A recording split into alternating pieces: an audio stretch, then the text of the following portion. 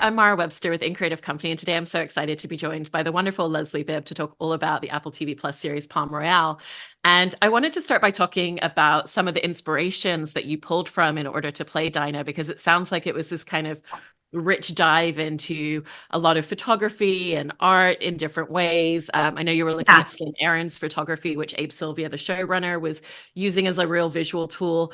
And then even Jackie Kennedy's sister Lee Radziwill as like yeah. inspiration for Dinah, or even just watching like All About Eve. And I was interested in kind of like what that journey and what that process looked like and how that helped you to find her.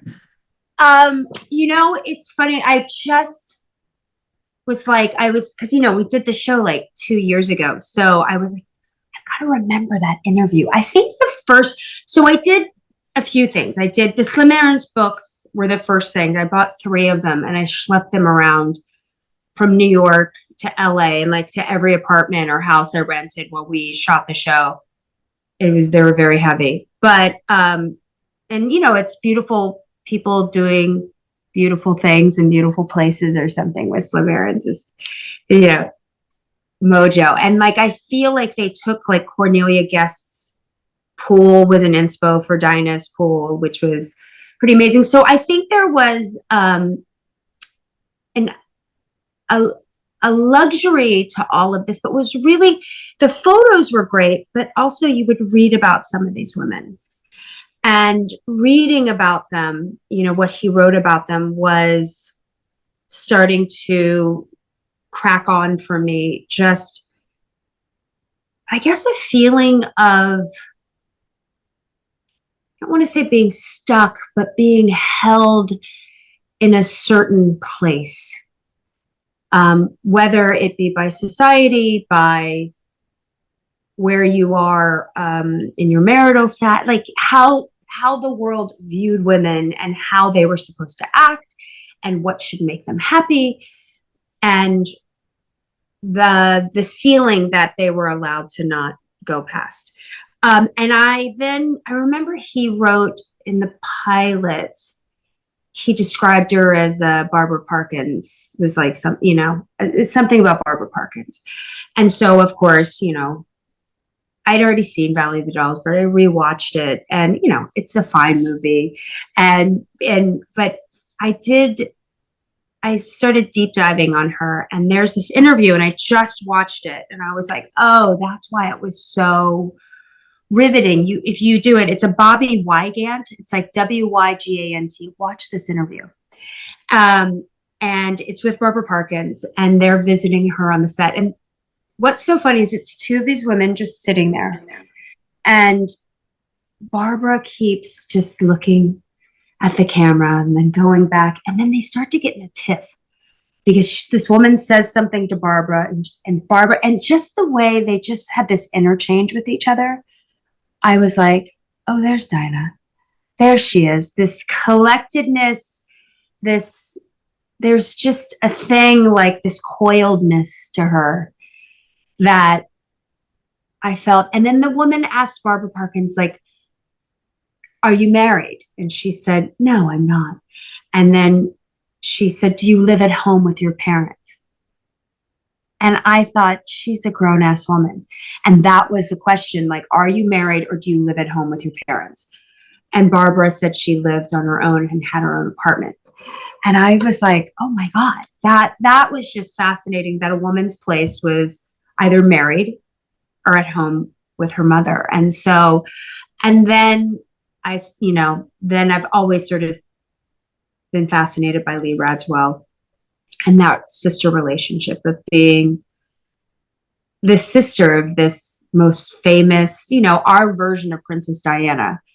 And she was so chic and so fabulous, but to always be in that shadow. And sister stuff is something, I come from sisters. So that relationship, I feel like, has weirdly followed me a lot in my career. I look back and I was like, Jesus, it really does. Like, maybe there's some like life lessons in here I'm supposed to learn. But there's a sister aspect that I also felt that felt triggered in something with Dinah. Like, I think she desperately wants to have a friend and wants to trust somebody. And I think there's a deep loneliness in her. And she's exhausted by this game that she has to play and and the competition that is ensuing all the time, this of climbing a fence, trying to figure out what's going to make you feel sated and happy. And you know, she meets Maxine, and Maxine's wild. I mean, she's wild. And I think there's something annoying and also titillating about her. And I think it's like, I think she's, so I wanted to play with that. Like, the relationship wasn't cut and dry. Like, there's something that my sister Kim and I we can be in the biggest row. Like, we can be fighting so hard. And then within 5 minutes, we'll be like, oh, do you want to go? Should we go do this? And that felt like I never knew. I just, because you have to keep coming back, and there's never too far with Maxine and Dinah. So I think those were starting to be my stepping stones into her. I love that. And especially what you were talking about in terms of the specific time constraints from the time period as well, because Dinah is actually incredibly intelligent and astute and able to size people and situations up very quickly. You know, the first time she meets Maxine, she's like, okay, I've clocked that your designer bag isn't current line, so I don't think you really come from money. When Maxine's like, oh, I'm married to my husband's family, come from like mouthwash and plastic, she's like, well, there's only one family that does that. It's the Delacourts. So she really is kind of like always looking for those details and piecing things together about people. And so how did you set about stepping into her in a way that, you know, she's kind of always trying to move 5 steps ahead of everybody and figure the situation out before anyone around her? Well, it has to. I feel like it's chess at all times, in that I think she's always got to suss out what her husband's going to do. You know, is he going to leave her, you know, high and dry? Is this going to happen? And so, you know, she is incredibly smart, and she's not some dimwit. And I think it's just the nature of survival for her. And but also too, it's calculating, but again, I think it's out of survival. So I think it's all she has. And it's like, you know, and there's something heartbreaking to me about her. I mean, that speech where she says, you know, I can't afford love. I don't get that luxury. That, like, as much as I know it feels good. I mean, when after the abortion and she comes in and she has this moment of truth, and she's sort of high on whatever. And she's like, you know, you might be the truest friend I've ever had. And I think there's a deep sorrow, and like, she doesn't have children that like, and I was like, I wonder if she's made that choice, or if it's the choice that's been made for her. You know, the window got missed. You know, I remember my mom saying to me, it's not great, but always, she had me later. She had me in her 30s. And she said to me, she said that my eldest sister said she remembers when my mom came home and sat on the end of the bed and said, the rabbit died. The rabbit died. I'm too old to have a baby. The rabbit died. She kept saying this. And everyone would laugh and tell the story. But my mom wasn't, I mean, she was like 35 or 36 when she had me. So yes, you know, in the 70s, that was very late to be having a child. But I thought, oh, well, if Dinah's first husband left her in her 20s, and, you know, they were running around New York and living this high life, and she didn't immediately have children, or maybe she couldn't have children, or something like that, you know, that shuffle to be like, where's your value? So you don't have value in being a mother. So, you know, you better be the most hospitable girl in the room. You better be funny. You better be charming. You better not complain too much. You better put up with a lot of shits and just smile. So I think all of those women, I mean, that's what's interesting to me about this time period of these women who were on the cusp of all this change. and they didn't want it to change because in their minds they thought, oh, this feels safe. But it was actually quite terrifying. That time of like, and this thing we were all fed that, oh yeah, just keep us right there. Like, I was saying to somebody, oh, we have a scene where we all like sort of swap pills. It was a thing, and it's really funny, and it was a really fun scene to do. And anytime you do a drug impediment or you do a drunk impediment, it's really fun. But like I started to look at all the pills, the reds, the blues, the greens, and what they all did, and they all just were for women to like shut them up because, if you had any, what we would now say postpartum, there would be like, you should just be happy to be at home and have a seat at the table. And you don't have to work. That should be, and it was just like, you should just be happy being right here. So I don't know. It was, I think, my father died when I was really young, and I was raised by my mother, and I have sisters. And so it's all complicated, but my mother really, didn't have a college degree and really went out and started working. And so I think she always taught me to be like really strong in this, and, you can do anything and do this and don't depend on anybody. And I just thought like, wow, this woman never had that. She's like Bobby Fischer in a way. And I also think kind of going back to what you were saying before about, she kind of can't afford romanticism. And there's so much in terms of not being allowed to show her emotions on the surface. But then throughout the series, there are those instances where we kind of get to see the truth coming to the surface, like that scene with Maxine in the, after the abortion, or in the episode where the two of you are just like drinking and driving around the golf course. And, that feels more open and honest of her.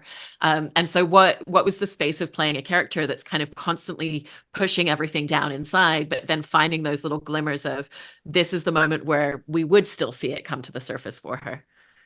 I don't know. I think you have to, again, I think with Maxine, because in a way, I think she's calculating, and in a way, I think she's very moment to moment.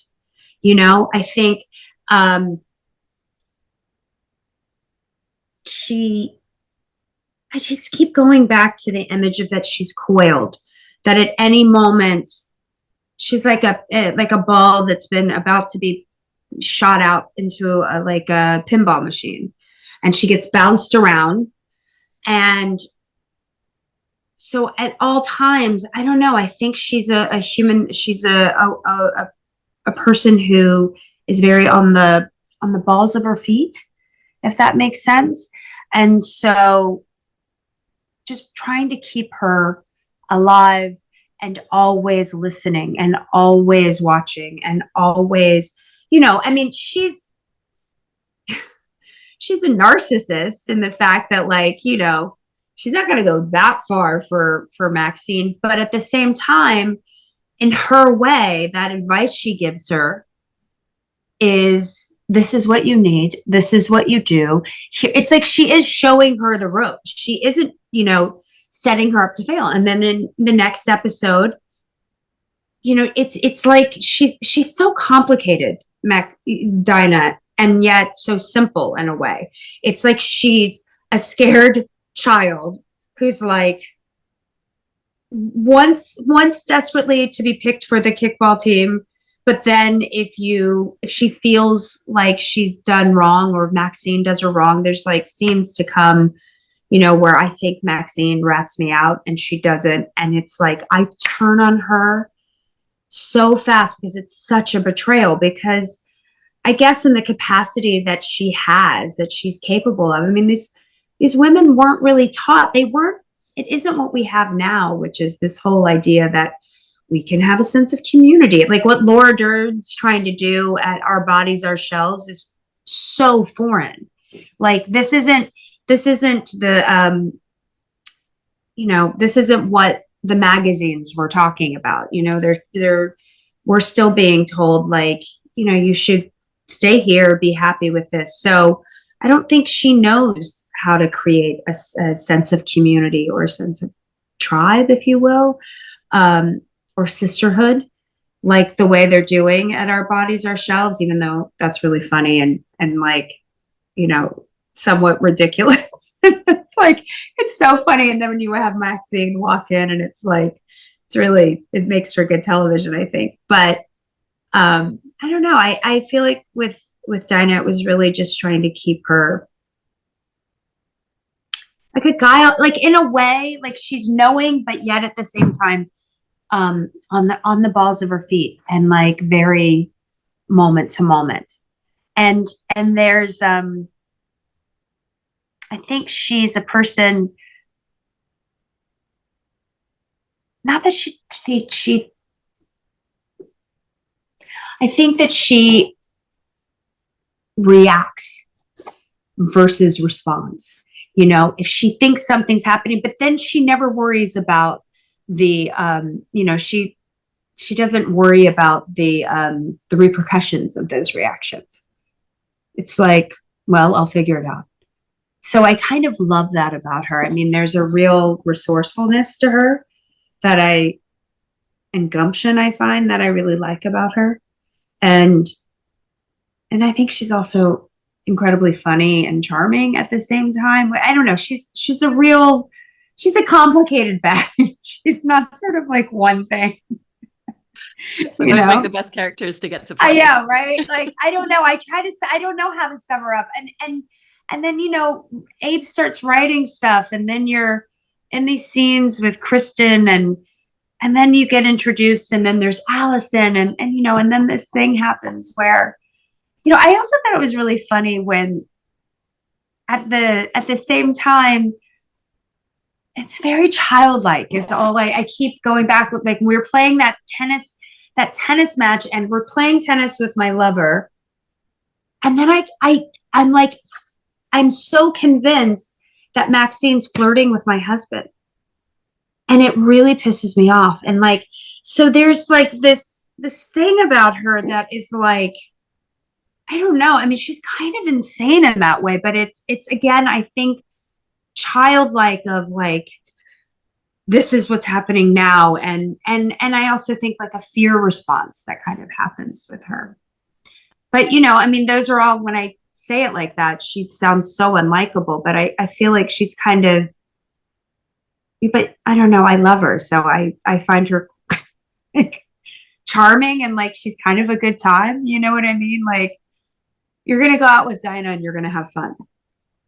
There's also kind of a real tragedy to the fact that her and Evelyn, Allison Janney's character, you know, don't connect more, because it feels like they understand each other more than anyone else in the group. And, you know, Evelyn could have been that person kind of guiding her through what it was like to come out there and be there for their first season and all of the things that come with it. There's no way in hell Evelyn would do that. Yeah. There's just no way. I mean, and again, it goes back to, can these women, they're all sort of like in this like fight or flight response to everything. You know, there's like, nobody has anyone's back. It seems like, and they're so distrustful of one another. And I think there's also this idea, you know, that once you get it, will it make you happy? Will it fulfill you? You know, I mean, when I sit there and say, you know, the Palm Beach estate and my jewels will be the thing that'll keep me company, it's very upsetting to me. It's very lonely. And so I think Perry's going to jail. And so, you know, she immediately looks for, you know, she needs somebody else. I go to the funeral to find a new husband, which is funny. And Carrie Barden, who casts the show, who I think is an incredible casting director,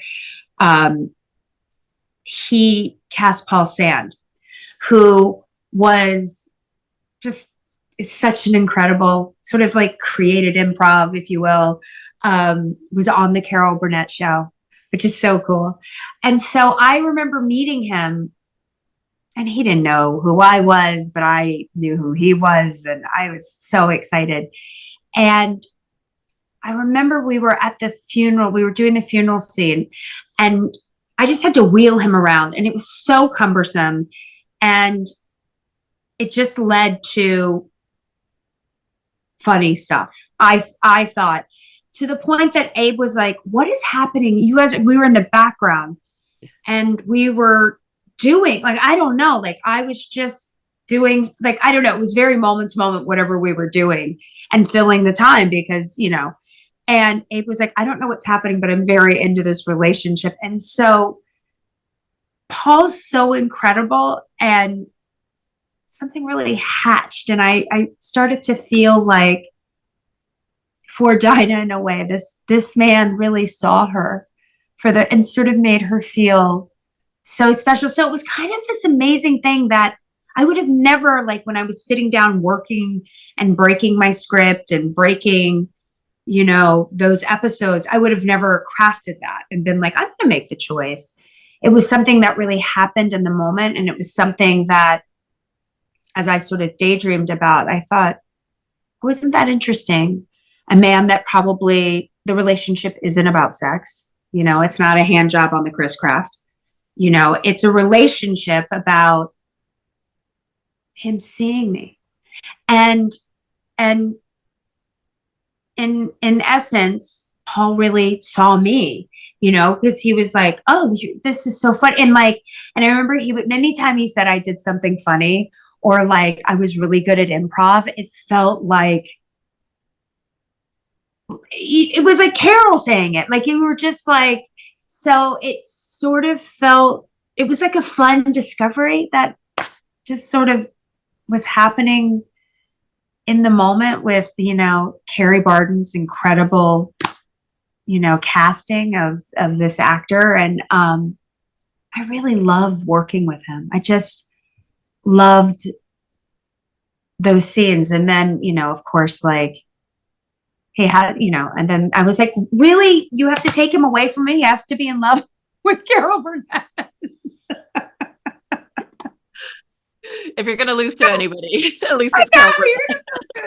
But like, it's fun, that's like, I always love that about jobs when like you realize that you have to stay so malleable.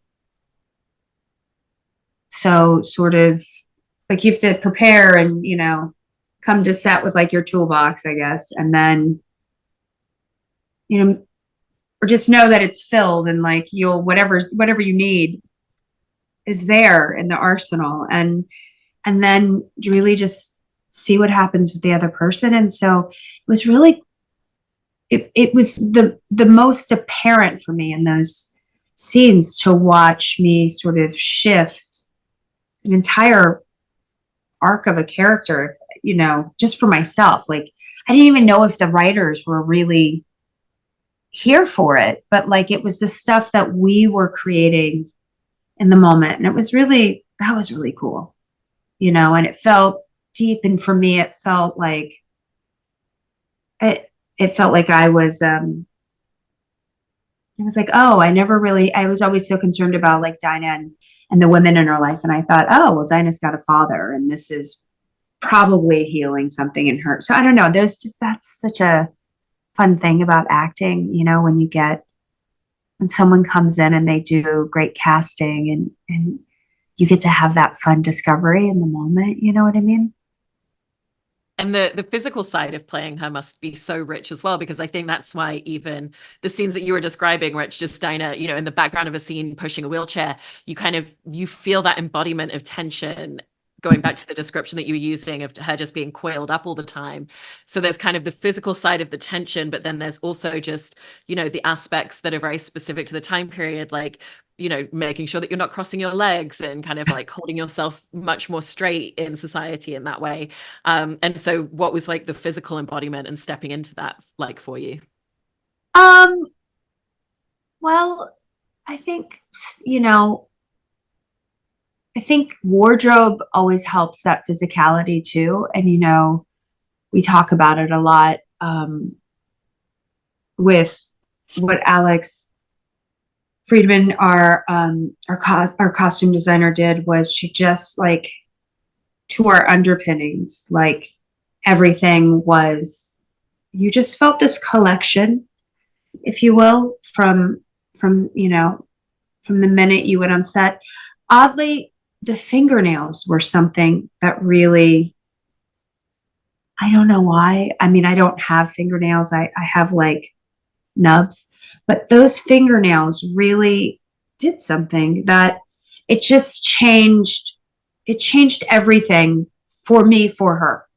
And it's so fascinating when that happens. Like, I'm also one of those actors when people are like, oh, you can wear your Ugg boots. I'm like, nope, nope, gotta wear the shoes, gotta do it. Please, no, I gotta do it. I don't know. I think when you have, especially if you have like a great costume designer who's got it all the way, the rings, the everything. I don't know. It just, again, I think it goes, there's a tension. There's always a tension with, for me, about Dinah. I think there's a physicality that can happen, at all times with her, but in the looseness of the physicality, it's always a tension, like a band that's being stretched. For me with her, because I think she's so coiled. And I think she's so exhausted from being so tight and held, and wants to just fucking relax and just be like, can I just put my dukes down? Can I, it's like, I think it would be so exhausting to be that person, and every relationship is a chess piece. Even the relationship with Paul Stan's character, even as, it felt like somebody who sort of sees her and goes like, aren't you fabulous? And really like gives her this attention, but there's still like, it still feels like a chess piece. Even that, like, as nice as it is for her to be seen, it's still exhausting to feel, I don't know, all those women at that time felt, and that's also what he's playing with everybody having secrets and everything. And I think that's part of the show, is like, you need to have this tension because it adds to the comedy. It adds to what's happening, because it feels like a noise is off whodunit in a way, the whole show. It feels like it goes back and forth from that. I mean, I don't know how to play that, but there always is like some turn that Abe and the writers are creating for, where you're like, who did what? That happened, so.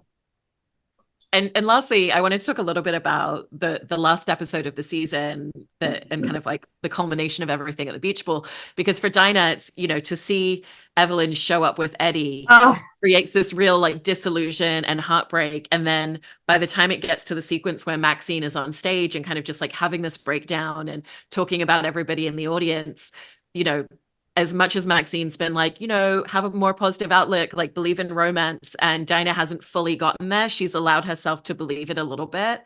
And so for you, what was at play in terms of watching the person that's always advocated for this and try and manage to open her up a little bit to suddenly be disillusioned and having this breakdown in front of her herself? I don't know. I remember when we filmed that scene, that whole episode felt incredibly complicated, and it all felt, what kept coming up was betrayal, things being unsafe. You know what I mean? That it feeling like suddenly the game had changed. Like there was the rug was being pulled out from underneath. And I remember watching Kristen up there, and it was so heartbreaking that even it was like, oh, like there was this thing that, like, because I think underneath it's like, oh, it sort of circles back to the first episode when she goes, "You're a pilot and you're a Delacorte." And she goes, "That's what I wish for you. Love, real, true love, whatever." And I feel like in the back of Dinah's head, there's like somewhere she's going to find it somewhere. And then it keeps getting jerked around. And when Eddie and I go and, and it's very funny. And I think, when you're doing comedy is like, ha ha ha ha ha, but it's really covering like extreme loss, like the loss of Eddie is, is awful, to be stuck with Perry. I mean, it's like everything has just been upturned, overturned. And then this woman she sort of is like, maybe you could have this. And then for her to see her whole world come apart, I don't think there's joy in that for Dinah. I think it's so complicated, their relationship, but I do think in that moment, it's so upsetting and it's so like it again unsafe that like even for you, this guy is going to get that girl pregnant and that it's always going to happen. Like maybe they were like, remember that movie, Everybody's All American? They were like the king, kind of in a weird way. I mean, they were like Bonnie and Clyde, but they were still Bonnie and Clyde. They were still the king and queen of in a way, they're crazy, but they seem to really love each other. And the fact that he betrayed her, it was like, nobody changes, but no, perhaps in that these women start to see like, okay, maybe we have more in common than you think. So I don't know. I love all of the layers and complexities that you've built into her throughout the season. And thank you so much for taking the time to talk about it. I really Thanks. appreciate it. Oh my God. Thanks, Mara. I appreciate it. Thank you so much.